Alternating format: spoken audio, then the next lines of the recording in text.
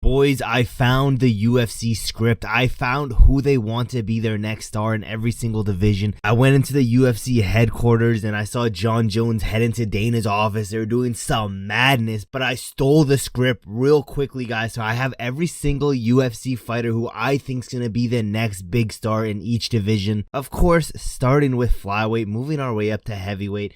I'm not gonna lie, guys, some of these guys, I don't know if we can consider them stars, but the UFC is gonna try their hardest to make them stars. Let's go to the flyweight division. It says on my list right here, it says Andre Lima. Now, if you guys don't remember Andre Lima, he's currently undefeated. He has been in the UFC for 3 fights now. This boy's been pretty active. He's fought 3 times this year. We first saw this guy on Dana White's Contender Series when he went to a decision with another Contender Series guy who only had 1 loss at the time. He ended up winning that, getting a contract into the UFC. He fought a few months later in March against Igor.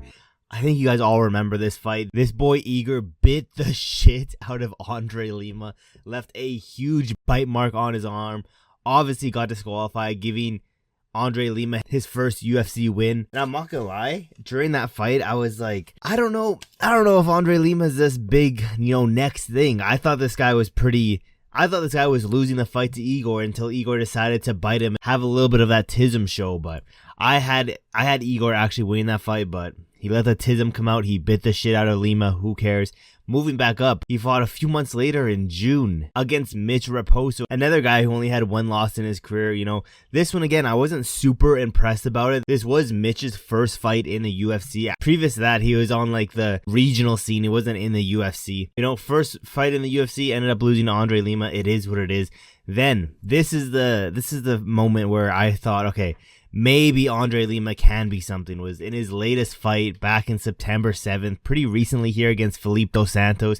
In this fight, this guy looked amazing. Felipe Dos Santos, also, an up-and-coming prospect. He also only had 1 loss in his career, and that was against Manel Cap. I don't know. I think he looks really good in this fight. And it says on the script right here that, Dana has him as a good, fun striker to watch, fairly well-rounded.